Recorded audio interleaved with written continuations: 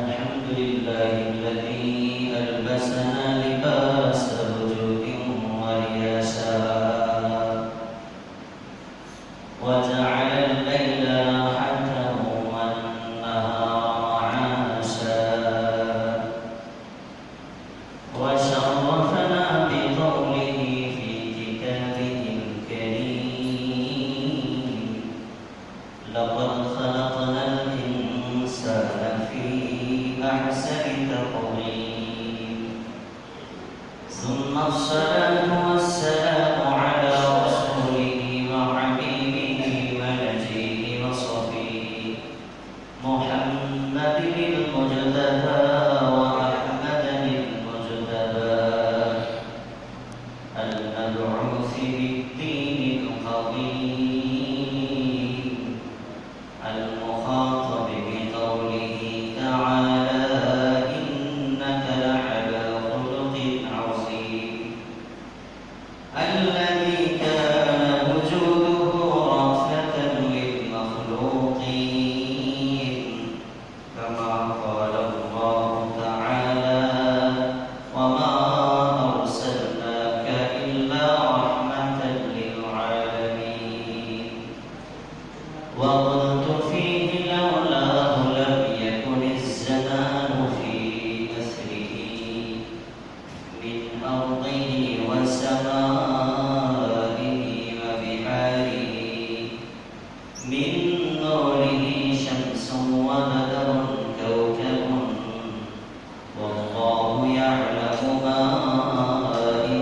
انتهاء ثنائه أما بعد فقد قال الله تبارك وتعالى في كلامه المجيد وفي فرقانه الحميد أعوذ بالله من الشيطان الرجيم بسم الله الرحمن الرحيم ألم تر كيف فعل ربك بأصحاب الفيل ألم يجعل كيدهم في تضليل وأرسل عليهم طيرا أبابيل ترميهم بحجارة من سجيل فجعلهم كعصف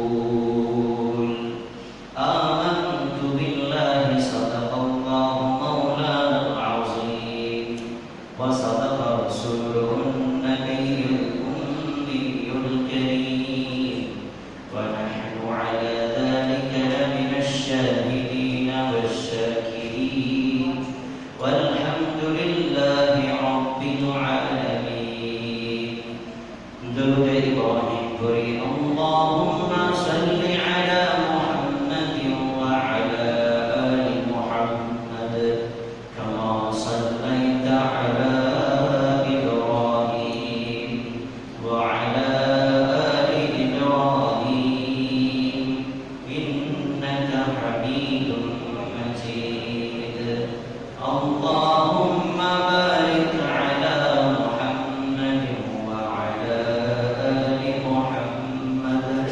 كما باركت على إبراهيم وعلى آل إبراهيم إنك حميد مجيد الحمد لله مولا পাক রব্বুল আলামিনের দরবারে লাখো কোটি শুকর ও সুজুদ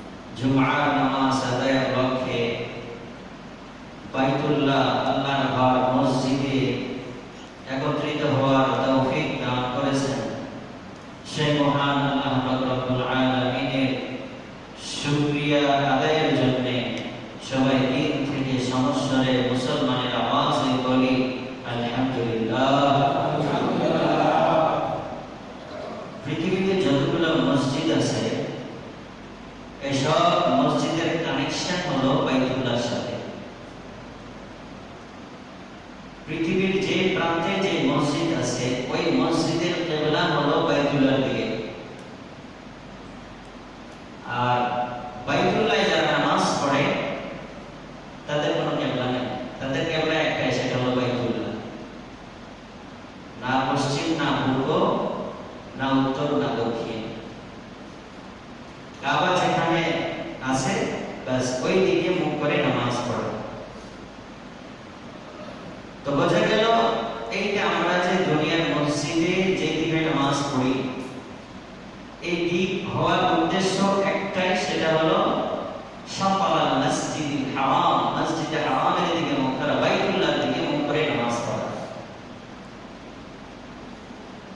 আল্লাহ পাক রব্বুল আলামিন কোরআনে কারীমের ভিতরে এটা বলেছেন, আল হাক্কু মির রাব্বিকা ফালা তাকুনান্না মিনাল মুমতারিন ওয়া লিকুল্লি ওয়াজহাতুন হুয়া মুওয়াল্লিহা ফাস্তাবিকুল খায়রাত ফাওয়াল্লি ওয়াজহাকা শাতরাল মসজিদিল হারাম। তোমরা যেখানেই থাকো, যেদিকেই থাকো, তোমাদের নামাজ পড়তে হবে মসজিদে হারামের দিকে মুখ করে। মসজিদে হারাম বাইতুল্লাহর দিকে মুখ করে নামাজ আদায় করতে হবে। এই বাইতুল্লাহর দিকে আহ্বান করেছেন আমাদের মুসলিম জাতির পিতা হযরত খলিলুল্লাহ ইব্রাহিম সাইয়্যিদুনা আলাইহিস সালাতু ওয়াস সালাম। এই আলোচনায় আপনাদের সামনে গত জুমায় করছিলাম যে ইব্রাহিম আলাইহিস সালাতু ওয়াস সালাম বাইতুল্লাহ নির্মাণ করে মানুষদেরকে এই বাইতুল্লাহর উদ্দেশ্যে আযান দিলেন। ইব্রাহিম আলাইহিস সালাতু ওয়াস সালামের মাধ্যমে দুনিয়ার বুকে সর্বপ্রথম আযানের সূচনা হলো। ইব্রাহিম আলাইহিস সালাতু ওয়াস সালাম আযান দিলেন। ইব্রাহিম আলাইহিস সালাতু ওয়াস সালামের পরে আযান মাশরূ হলো শরীয়তে মুহাম্মাদের ভিতরে। ওই ইব্রাহিম আলাইহিস সালাতু ওয়াস সালামের আযান আর মুহাম্মদ সাল্লাল্লাহু আলাইহি ওয়াসাল্লামের সময় আযান, দুই আযানের শব্দ আলাদা কিন্তু উদ্দেশ্য একটা। ইব্রাহিম আলাইহিস সালাতু ওয়াস সালামের আযানের শব্দ ছিল ইয়া আইয়ুহান নাস কুতিবা আলাইকুমুল হজ ফাহাজ্জু ইলা বাইতিল আতীক। হে লোক সকল, তোমাদের উপরে হজকে ফরজ করা হয়েছে, সুতরাং তোমরা বাইতুল আতীককে হজ করো। বাইতুল আতীকের উদ্দেশ্য হলো বাইতুল্লাহ।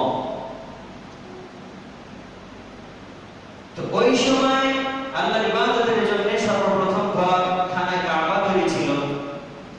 অন্য কোন মসজিদ আর দুনিয়ার বুকে ছিল না। ইন্না আউওয়ালা বাইতিন বুদিআ লিন-নাস লাল্লাযী বিবাক্কাতা মুবারাকা।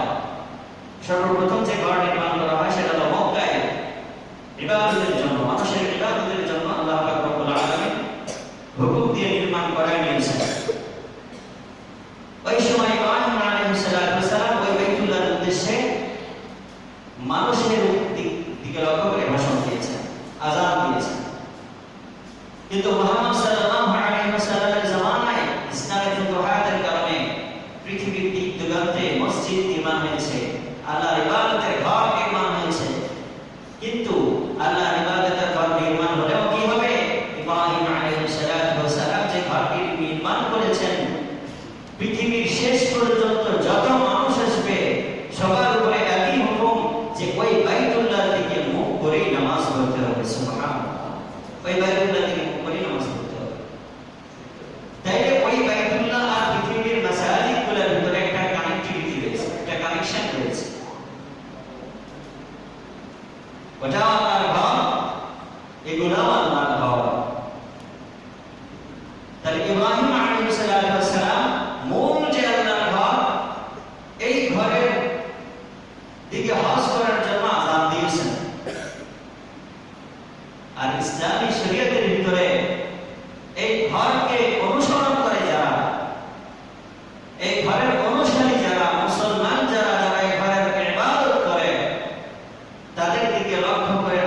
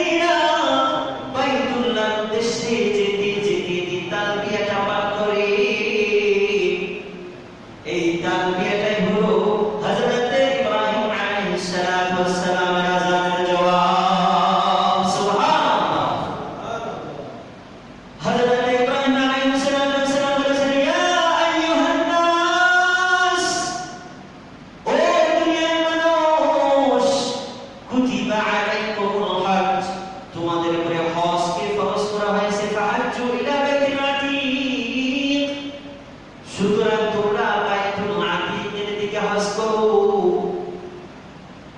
তাফসীরের কিতাবের ভিতরে লিখেছেন ওই সময় দুনিয়ার বুকে এবং বাবার পিঠে মায়ের গর্ভে যতগুলা মানুষ ছিল সবাই যারা হজ করবে ইব্রাহিম আলাইহিস সালাতু ওয়াস সালামের আযানের জবাবে বলেছিল লাব্বাইক আল্লাহুম্মা লাব্বাইক। বলি না আমরা সবাই লাব্বাইক আল্লাহুম্মা লাব্বাইক লা শারীকা লাকা লাব্বাইক ইন্নাল হামদা ওয়ান নি'মাতা লাকা ওয়াল মুলক লা শারীকা লাক। হযরত ইব্রাহিম আলাইহিস সালাতু ওয়াস সালামের আযানের জবাব হলো লাব্বাইক আল্লাহুম্মা লাব্বাইক। ও আল্লাহ, তোমার খলিলুল্লাহ তোমার ঘর জিয়ারতের জন্য, তোমার ঘর তওয়াফের জন্য আমাদেরকে ডাকে। আল্লাহ, তোমার হাবিবের তোমার খলিলুল্লাহর ডাকে আমরা সাড়া দিয়ে বলতেছি লাব্বাইক লাব্বাইক। উপস্থিত ওগো কাবার মালিক, আমরা তোমার ঘর তওয়াফের জন্য উপস্থিত। সুবহানাল্লাহ। এই হলো হযরত ইব্রাহিম আলাইহিস সালাতু ওয়াস সালামের আযানের জবাব। ঠিক তেমনিভাবে মুহাম্মদ আরবি সাল্লাল্লাহু আলাইহি ওয়াসাল্লামের যে আযান, এই আযানের একটা জবাব আছে, এই আযানের জবাব আছে। এই আযানের জবাব যারা দিবে তারাই দুনিয়ার ভিতর হয়ে যাবে কামিয়াব। সুবহানাল্লাহ। আযানের জবাব হলো দুই প্রকার। ফুকাহায়ে কেরাম বলেন মুহাম্মদ আরবির শরীয়তে যে আযান দেওয়া হয়, বিভিন্ন মাযহাবে যে নামাজের জন্য আযান দেওয়া হয়, এই আযান হলো দুই প্রকার। এক নাম্বার হলো আযানের জবাব হলো দুই প্রকার। এক নাম্বার হলো আল ইজাবাতু বিল কওল, দুই নাম্বারে হলো আল ইজাবাতু বিল ফি'ল। এক নাম্বারে হলো বললাম আল ইজাবাতু বিল কওলের অর্থ কি? এর অর্থ হলো মুয়াজ্জিন সাহেব আযানের যে যে শব্দ বলে ওই ওই শব্দ বলে বলে আযানের জবাব দেওয়া। মুয়াজ্জিন সাহেব বলেন আল্লাহু আকবার আল্লাহু আকবার, আযানের জবাবে বলা আল্লাহু আকবার আল্লাহু আকবার। মুয়াজ্জিন সাহেব আযানে বলেন আশহাদু আন লা ইলাহা ইল্লাল্লাহ, এর জবাবে শ্রোতাগণ বলবে আশহাদু আন লা ইলাহা ইল্লাল্লাহ। মুয়াজ্জিন সাহেব বলেন আশহাদু আন্না মুহাম্মাদার রাসূলুল্লাহ, শ্রোতাগণ এখানেও বলবে আশহাদু আন্না মুহাম্মাদার রাসূলুল্লাহ। আযানের জবাবে আশহাদু আন্না মুহাম্মাদুর রাসূলুল্লাহর বেলায়ও আশহাদু আন্না মুহাম্মাদুর রাসূলুল্লাহ বলতে হবে। এখানে জনসাধারণের ভিতরে একটা ভুল প্রসিদ্ধ রয়েছে, আর তা হলো আশহাদু আন্না মুহাম্মাদুর রাসূলুল্লাহ এই কালেমা শুনে জবাবে বলে সাল্লাল্লাহু আলাইহি ওয়াসাল্লাম। ঠিক কি না? বলে না সাল্লাল্লাহু আলাইহি ওয়াসাল্লাম? এই এলাকায় হয়তো সবাই জানেন, কিন্তু আমাদের এলাকায় আছে আশহাদু আন্না মুহাম্মাদুর রাসূলুল্লাহ, এর জবাবে বলে সাল্লাল্লাহু আলাইহি ওয়াসাল্লাম। কিন্তু এটা জবাব না তো, আল্লাহ রাসূল সাল্লাল্লাহু আলাইহি ওয়াসাল্লাম নিজে বলেছেন ইদা সামি'তুমুল আযান, যখন তোমরা আযান শুনবা, ফাকুল মা ইয়াকুলুল মুয়াজ্জিন, তাহলে তোমরা ওইটাই বলো যেটা মুয়াজ্জিন বলে। তাহলে এখানে মুয়াজ্জিন কি সাল্লাল্লাহু আলাইহি ওয়াসাল্লাম বলেছেন না আশহাদু আন্না মুহাম্মাদার রাসূলুল্লাহ বলেছেন? আশহাদু আন্না মুহাম্মাদার রাসূলুল্লাহ বলেছেন। এইজন্য আযানের জবাবে বলতে হবে আশহাদু আন্না মুহাম্মাদার রাসূলুল্লাহ সাল্লাল্লাহু আলাইহি ওয়াসাল্লাম।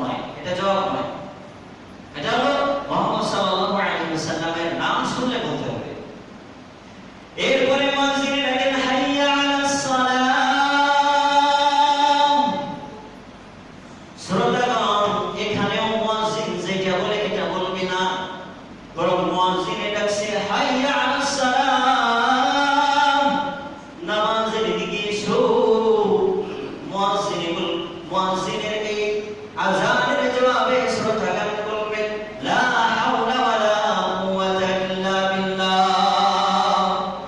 মুয়াজ্জিন যখন ডাকে হাইয়া আলাল ফালাহ, এর জবাবে বলতে হবে লা হাওলা ওয়ালা কুওয়াতা ইল্লা বিল্লাহ। প্রশ্ন হয় হুজুর, আপনি বললেন মুয়াজ্জিন আযানে যেটা বলবে ওটাই বলতে, হাইয়া আলাস সালাহ আর ফালাহ জায়গায় আপনি আবার লা হাওলা ওয়ালা কুওয়াতা ইল্লা বিল্লাহ পড়তে বলেন কেন? এর জবাব হলো আল্লাহর রাসূল এভাবে পড়তে বলেছেন তাই বলি। আর দ্বিতীয় জবাব হলো মুয়াজ্জিন যখন হাইয়া আলাস সালাহ বলে নামাজের জন্য ডাকে, মুয়াজ্জিনের ডাকের সাথে সাথে শয়তানের শরীরে আগুন লেগে যায়।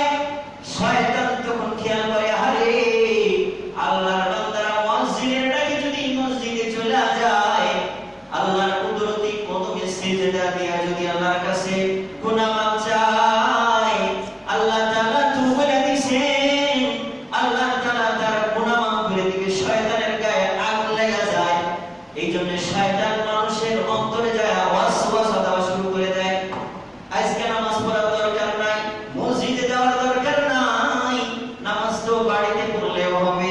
মসজিদের এক এক মুসল্লি এক এক রকমের, ওখানে যায় ঝগড়া করার দরকার নাই, নেক সুরতে ধোঁকা দেয়।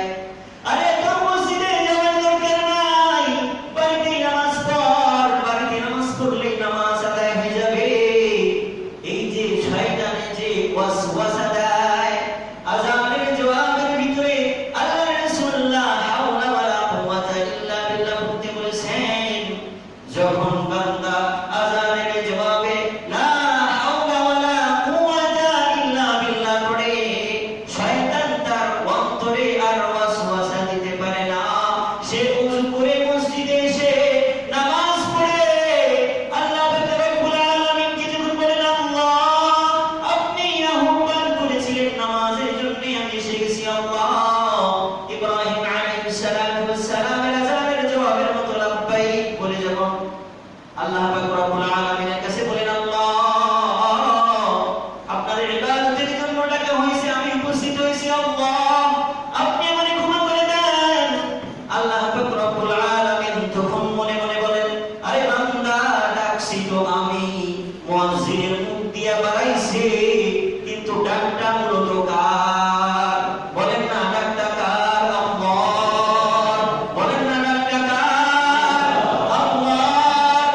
আল্লাহ ডাকছেন, যখন আল্লাহ ডাকছেন, আল্লাহ তাআলা হলেন উত্তম মেজবান। আল্লাহ তাআলা যখন বলেন বান্দা আমার ডাকে তুই আসছিস, তোর জিন্দেগীর সকল গুনাহ আমি ক্ষমা করে দিলাম। সুবহানাল্লাহ। জিন্দেগীর সকল গুনাহ আল্লাহ পাক রব্বুল আলামিন তখন তার মাফ করে দিবে। এইজন্য হাইয়া আলাস সালাহ আর হাইয়া আলাল ফালাহ জবাবে এইটা না বলে বলতে হয় লা হাওলা ওয়ালা কুওয়াতা ইল্লা বিল্লাহ, যাতে করে আল্লাহর ইবাদতের দিকে আসার জন্য শয়তান কোনো ওয়াসওয়াসা না দিতে পারে। সুবহানাল্লাহ। তো বলতেছিলাম আযানের জবাব হলো দুই প্রকার। এক নম্বর হলো আল ইজাবাতু বিল কাউল, যেটা মুখ দ্বারা জবান দ্বারা মুয়াজ্জিনের আযান শোনার সাথে সাথে বলতে হয়। আর আরেকটা জবাব আছে, এই জবাবকে বলা হয় আল ইজাবাতু বিল ফি'ল। আল ইজাবাতু বিল ফি'ল কারে কয়? আল ইজাবাতু বিল ফি'ল বলা হয়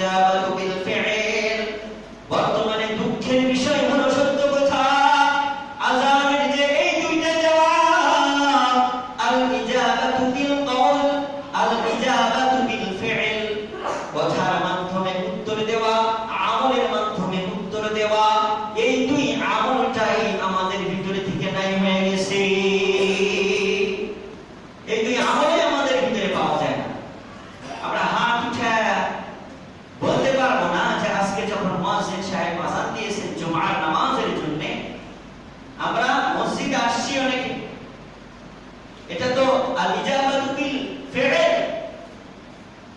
আর আরেকটা যে জবাব আছে আল ইজাবাতু বিল কওল, জবানের মাধ্যমে জবাব দেওয়া, আযানের বাক্য বলে বলে জবাব দেওয়া। আমরা কেউ দিন হাত দিয়ে বলতে পারবো না, অথবা বলতে পারবো কিন্তু খুব অল্প সংখ্যক লোক যে আমরা আযানের জবাব দিয়েছি। আজকে জুমার দিন, এই জন্য হয়তো আল ইজাবাতু বিল ফি'ল অর্থাৎ কাজের মাধ্যমে জবাব দেওয়া। কাজের মাধ্যমে জবাব দেওয়ার অর্থ কি? নিজে নামাজে উপস্থিত হওয়া। আজকে জুমার দিন এই উদ্দেশ্যে হয়তো আমরা আল ইজাবাতু ফি'ল কাজের মাধ্যমে জবাব দেওয়া অর্থাৎ নামাজে উপস্থিত হয়ে জবাব দেওয়ার সংখ্যাটা একটু বেশি দেখা যাচ্ছে। কিন্তু জুমার নামাজ শেষ, আসরের আযান হবে, আসরের সময় মসজিদে দেখা যাবে আল ইজাবাতু বিল কওল, জবানের মাধ্যমে জবাব দেওয়া অর্থাৎ আযান যে শব্দগুলো বলেছে ওই শব্দ বলে বলে জবাব দেওয়া। এটা তো আমাদের ভিতরে নাই। আর ইজাবাতু বিল কওল, মসজিদে উপস্থিত হয়ে নামাজ পড়ে জবাব দেওয়া, এইটাও আমাদের ভিতরে নাই, ঠিক কি না? তো দেখেন ইব্রাহিম আলাইহিস সালামের আযানের জবাব যারা দিয়েছে তারা একমাত্র বাইতুল্লাহ হজ করতে পারতেছে। কিন্তু মুহাম্মদ সাল্লাল্লাহু আলাইহি ওয়াসাল্লামের শরীয়তে বৈধ করা যে আযান, এই আযানের জবাব দেওয়ার ক্ষেত্রে আমাদের কত অলসতা। আমরা খেয়াল করি না যে এটা আল্লাহ পাক রব্বুল আলামিনের পক্ষ থেকে আমাদেরকে সতর্ক করে দেওয়া হয় আযানের মাধ্যমে। আল্লাহ পাক রব্বুল আলামিন জানেন যে আমার বান্দারা দুনিয়া নিয়ে ব্যস্ত হয়ে পড়বে, কারণ তাদের তো সন্তানাদি আছে, তাদের তো লেখাপড়া দিতে হবে, তাদের তো ভরণ পোষণ দিতে হবে, পোশাক আদি দিতে হবে, খাবার দাবার দিতে হবে, কাজ করতে হবে। কাজ করতে করতে নামাজের অর্থ তারা ভুলে যেতে পারে। এক কাজ করি, সেটা কি তারা যা ভুলে গেলেও যাতে অন্তত তাদের আমার ইবাদতের কথা স্মরণ হয়, এই জন্য আযান শরীয়তে মাশরুউ করে দিই, বৈধ করে দিই।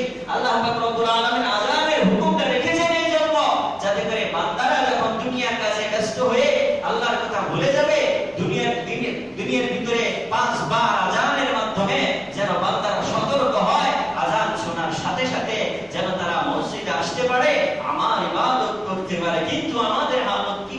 আল্লাহ পাক রব্বুল আলামিন আমাদেরকে মহব্বত করে আমাদের কল্যাণের জন্য দিনে 5 বার আযানের ব্যবস্থা করেছেন।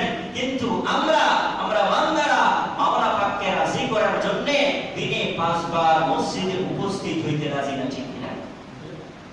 কিন্তু এইভাবে যদি আমরা আমাদের জীবন চালাই, এইভাবে যদি আমরা দুনিয়ায় থাকি, তাহলে আল্লাহ পাক রব্বুল আলামিন দুনিয়ার যে নিজাম, দুনিয়া যে সুফলা এবং শান্তির একটা জায়গা, এটাকে আল্লাহ পাক রব্বুল আলামিন নষ্ট করে দিবেন। এটাকে আল্লাহ পাক রব্বুল আলামিন ঠিক রাখবেন না। আল্লাহ তাআলা নিজেই বলেছেন, যাহারাল ফাসাদু ফিল বাররি ওয়াল বাহরি বিমা কাসাবাত আইদিন নাস। জলে ও স্থলে যত বিপর্যয় দেখা যায়, এটা হলো মানুষের হাতের কামাই। মানুষের হাতের কামাই মানে কি? মানুষ কি বারবারিত কাজ করে এটা নিয়ে আসে? না, বরং মানুষ এই যে আল্লাহ পাক রব্বুল আলামিন দিনে 5 বার ডেকে ডেকে যে বান্দাদেরকে বলতেছে, বান্দা দুনিয়ার ভিতরে এত ঢুকিস না, আয় আমার দিকে আয়, 15টা মিনিট আমার জন্য দিয়ে যা।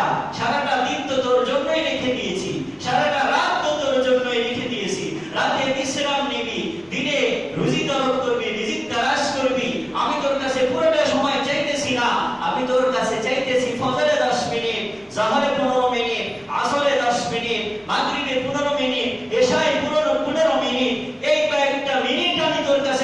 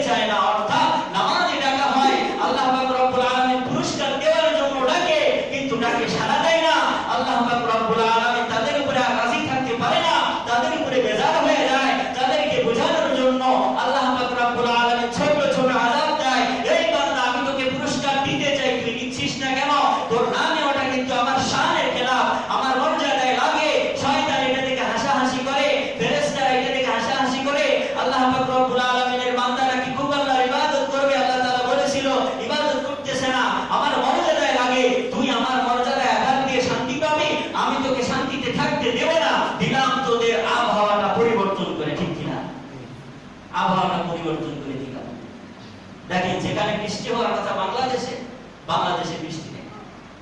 বৃষ্টি হইতেছে কাতারে, বৃষ্টি হইতেছে সৌদিতে, যেখানে সব সময় গরম থাকে। আবহাওয়া পরিবর্তন করে দিবে আল্লাহ পাক রব্বুল আলামিন।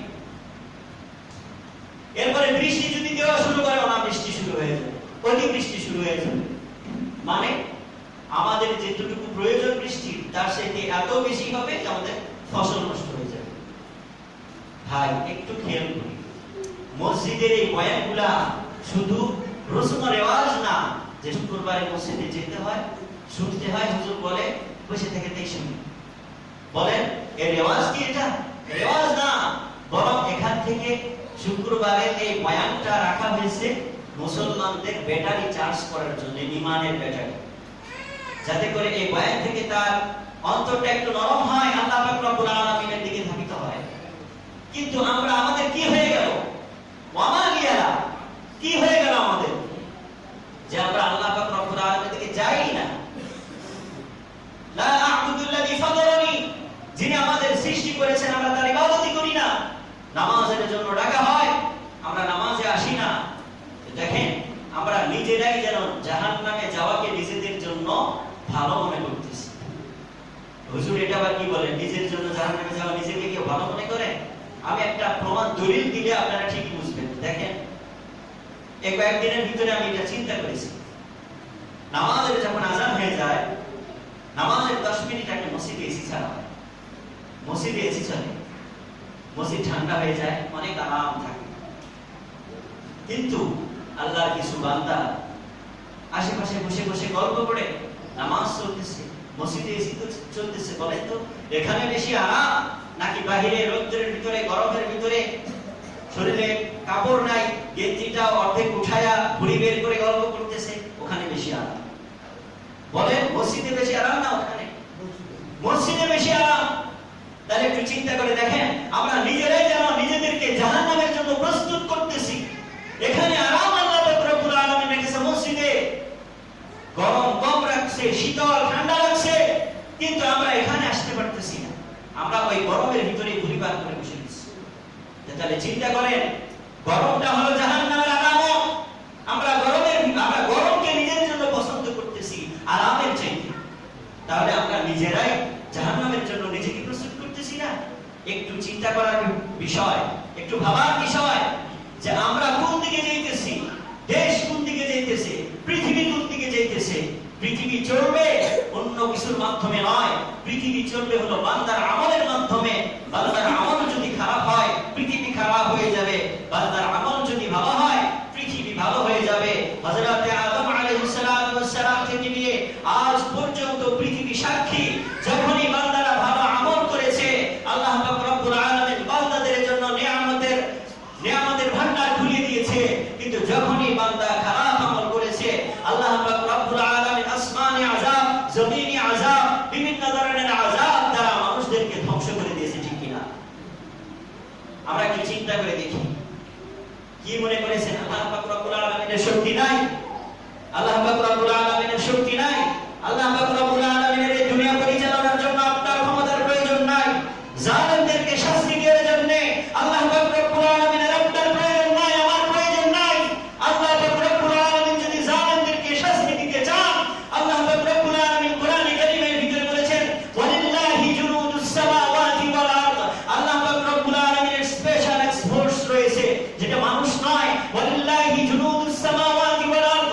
আল্লাহ পাক রব্বুল আলামিনের একটা স্পেশাল ফোর্স রয়েছে আসমানে এবং জমিনে। যদি দুনিয়ার মানুষ কথা না শুনে, আল্লাহ পাক রব্বুল আলামিন ওই স্পেশাল ফোর্সের মাধ্যমে মানুষদেরকে সাহায্য করবে। এই জন্য আল্লাহ পাক রব্বুল আলামিন চান না যে মানুষদেরকে শাস্তি দেবে, মানুষদেরকে আযাব দেবে। এই জন্য আমরা আল্লাহ পাক রব্বুল আলামিনের দিকে ফিরে যাই। আর কতদিন মাওলা পাক রব্বুল আলামিনের ডাককে আমরা অবহেলায় রেখে দিব, মসজিদের আযানকে আমরা অবহেলায় রেখে দিব। মসজিদের আযান আমাদেরকে ঘুম ভাঙাইতে পারে না। ঘুম তখন ভাঙে যখন শুনি মসজিদের এলান হয় যে অমুক ব্যক্তি দুনিয়া থেকে চলে গেছে, অমুক ব্যক্তি মারা গেছে। যখন ইন্না লিল্লাহি ওয়া ইন্না ইলাইহি রাজিউন এর আওয়াজটা কানে আসে, তখন হয়তো কিঞ্চিত পরিমাণ সময়ের জন্য ঘুম ভাঙে।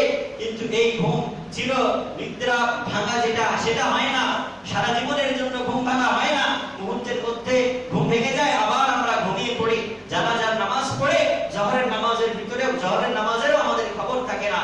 আমরা এটাও চিন্তা করি না যে আজকে ইন্না লিল্লাহি ওয়া ইন্না ইলাইহি রাজিউন যার জন্য পড়তেছি, আগামীকাল তো আমার জন্য এই ইন্না লিল্লাহি ওয়া ইন্না ইলাইহি রাজিউন পড়বে মানুষেরা। এটা আমরা চিন্তা করি না, অথচ আমাদের ব্যাপারেও ইন্না লিল্লাহি ওয়া ইন্না ইলাইহি রাজিউন পড়বে মানুষ। আল্লাহ পাক রব্বুল আলামিন আমাদেরকে বুঝ দান করুন। তো ভাই বলতেছিলাম আযানের জবাব হলো দুই প্রকার, একটা হলো আল ইজাবাতু বিল কওল, আর আরেকটা হলো আল ইজাবাতু বিল ফি'ল। একটা হলো মুয়াজ্জিন সাহেব যেটা বলবেন ওইটা বলে বলে উত্তর দেওয়া, আর আরেকটা হলো যে মসজিদে নামাজে উপস্থিত হয়ে উত্তর দেওয়া। আল্লাহ পাক রব্বুল আলামিন আমাদের সবাইকে আযানের এই দুই জবাব দেওয়ারই তৌফিক দান করুন, সবাই বলে আমিন। সম্মানিত হাজিরিন, আপনাদের সামনে আলোচনা করছিলাম যে হযরত ইব্রাহিম আলাইহিস সালাতু ওয়াস সালাম সর্বপ্রথম আযান দিলেন। আযান দেওয়ার পরে হযরত ইব্রাহিম আলাইহিস সালাতু ওয়াস সালামের আযানের এত পাওয়ার হলো যে পুরো বিশ্ব থেকে মানুষ এই বাইতুল্লাহ হজ করার জন্য রওনা দেওয়া শুরু করে দিল। সুবহানাল্লাহ। হযরত ইব্রাহিম আলাইহিস সালাতু ওয়াস সালামের সময় থেকে নিয়ে আরো লম্বা সময় পর্যন্ত এই আযানের জবাবে মানুষজন আসতেছিলেন খানায় কাবা তাওয়াফের জন্য। এমনকি হযরত ঈসা আলাইহিস সালাতু ওয়াস সালামের সময়ও চলে গেল। এর অনেক দিন পরে এই যে আল্লাহ পাক রব্বুল আলামিনের নবীর ডাকে বাইতুল্লাহ তাওয়াফে মানুষ যায়, এইটা আরেকজন আল্লাহর বান্দার অন্তরে এর জন্য রাগ সৃষ্টি হলো যে ওই বাইতুল্লাহর ভিতরে কি আছে সাদামাটা করে যে মানুষ দুনিয়ার আনাচে কানাচে থেকে এত টাকা পয়সা খরচ করে ওখানে যায়, আমি এটা বন্ধ করব, আমার এটা সহ্য হচ্ছে না। নাম তার আব্রাহাম, ইয়ামানের গভর্নর ছিল বাদশা নাজাশির পক্ষ থেকে। ইয়ামানে এক সময় একজন জালেম বাদশা ছিল, নাম তার হলো জুনাওয়াস। সে বড় জালেম ছিল।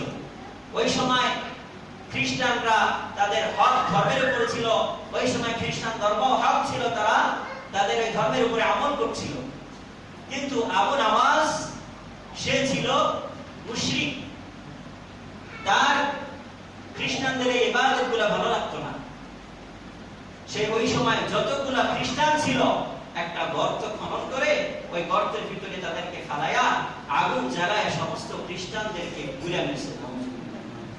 ওই সময় খ্রিস্টানরা কিন্তু হক ছিল, সবাইকে মারছে ঠিক, কিন্তু দুইজন বেঁচে গেছে। দুইজন যায় হাবশার বাদশা নাজাশির কাছে নালিশ জানাইছে যে ওগো বাদশা, আপনি কি দেখেন না আপনার ধর্মের লোক আমরা ইয়ামানে থাকি, কিন্তু আমাদের উপরে তারা কি পরিমাণ জুলুম করলো, আমাদেরকে জ্বালিয়ে পুড়িয়ে সব কিছু শেষ করে দিল, আমাদের সন্তানদেরকে, আমাদের নারীদেরকে, আমাদের বৃদ্ধদেরকে, আমাদের যুবকদেরকে সবাইকে এক গর্তের ভিতরে ফালায়া আগুন দিয়ে জ্বালায়া পোড়ায়া সবাইকে হত্যা করে ফেললো। আপনি কি আমাদের সাহায্য করবেন না? ও দুনিয়ার মানুষ, আমি আপনাদেরকে বলতে চাই ওই সময় যেরকম জুনাওয়াজের বিরুদ্ধে নাসারারা হাবশার বাদশা নাজাশির কাছে সাহায্য চেয়েছিল, বর্তমানেও ফিলিস্তিনেরা, ফিলিস্তিনের বাচ্চারা, ফিলিস্তিনের বোনেরা, ফিলিস্তিনের যুবকেরা, বৃদ্ধরা আমাদের দিকে হাত বাড়িয়ে আছে, আমাদের দিকে তাকিয়ে আছে, আমাদের দিকে তাকিয়ে তাকিয়ে তারা আমাদের থেকে সাহায্য চাইতেছে। ওই সময় যেরকম ভাবে হাবশার বাদশা নাজাশি তাদেরকে সাহায্য করেছিল, ঠিক তেমনি ভাবে এখনো আমাদের জন্য আমাদের ফিলিস্তিনি ভাইদের যে যেভাবে পারি, যতটুকু পারি ওইভাবে সাহায্য করা আমাদের ঈমানই দায়িত্ব। এই জন্য আমাদের ফিলিস্তিনি ভাইদের জন্য দিলে দরদ থাকতে হবে। হাবশার বাদশা নাজাশি দুই ভাইকে পাঠাইলেন, দুইজন আল্লাহর বান্দাকে পাঠাইলেন। একজনের নাম হলো ইরবাদ আর আরেকজনের নাম হলো আব্রাহাম। ইরবাদ আর আব্রাহাম দুইজন পালোয়ান ছিলেন, সৈন্য সামন্ত নিয়ে গেলে জুনাওয়াজের সাথে যুদ্ধ করলেন। যুদ্ধ করে জুনাওয়াজকে পরাজিত করলেন। পরাজিত করার পরে ইয়ামানের রাজত্ব এই হাবশার বাদশা নাজাশির আওতাধীন হয়ে গেল। কিন্তু হাবশার বাদশা নাজাশি সেখানে আব্রাহাম ও ইরবাদ এই দুইজনকে রাজত্ব দিয়েছিল। তো একই রাষ্ট্রে দুই রাজা চলে না, এই জন্য আব্রাহাম ইরবাদকে হত্যা করে ফেলল। তো আব্রাহামের অন্তরে তখন থেকেই একটা হিংসা কাজ করত। আব্রাহাম যখন দেখলো ইব্রাহিম আলাইহিস সালামের আহ্বানে পৃথিবীর দিক দিগন্ত থেকে লোকেরা এসে বাইতুল্লাহ জিয়ারত করেন, তো তো তার আর বিদ্বেষের শেষ থাকলো না। সে বলল যে ওই বাইতুল্লাহ জিয়ারত কেন করবে? আমরা নাসারা আমরা একটা গির্জা বানাবো, সোনা রূপা দ্বারা খচিত কইরা সুন্দর একটা গির্জা বানাবো। এমন উঁচা গির্জা বানাইছে, তাফসীরের কিতাবে লিখছে যে নিচে থেকে দাঁড়াইয়া তার উপরে দেখা যায় এত লম্বা গির্জা বানাইছে। বানানোর পরে আব্রাহাম ঘোষণা করে দিয়েছে যে ইয়ামনে যতগুলো আরব আছে, আশপাশে যতগুলো আরব আছে, কেউ আর বাইতুল্লাহ জিয়ারতের জন্য যেতে পারবে না, সবাই এই আমার বানানো গির্জার জিয়ারতে আসতে হবে, এটা ঘোষণা করে দিয়েছে।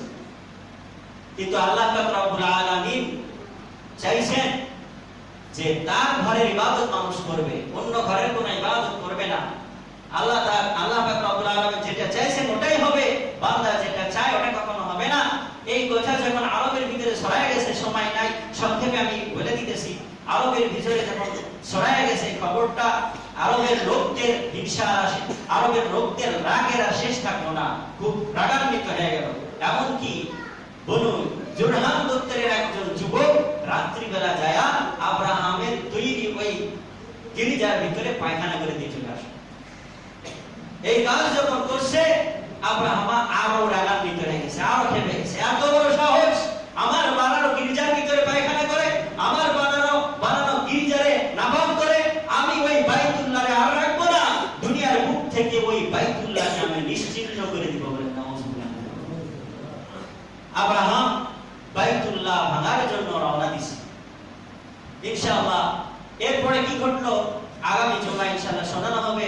এই জুমায় যেহেতু সময় নাই, এই জন্য এই জুমায় বলতে পারতেছি না। এর প্রেক্ষিতে আল্লাহ পাক রব্বুল আলামিন সূরা ফিল অবতীর্ণ করেন। সূরা ফিল আপনাদের সামনে তেলাওয়াত করেছি। ইনশাআল্লাহ আল্লাহ পাক রব্বুল আলামিন যদি হায়াতে বেঁচে রাখেন, আগামী জুমায় সূরা ফিলের তাফসীর করা হবে ইনশাআল্লাহ। আল্লাহ পাক রব্বুল আলামিন আমাদেরকে তৌফিক দান করুন। ওয়া আখিরু দাওয়ানা আলহামদুলিল্লাহি রাব্বিল আলামিন। যারা সুন্নাত পড়ে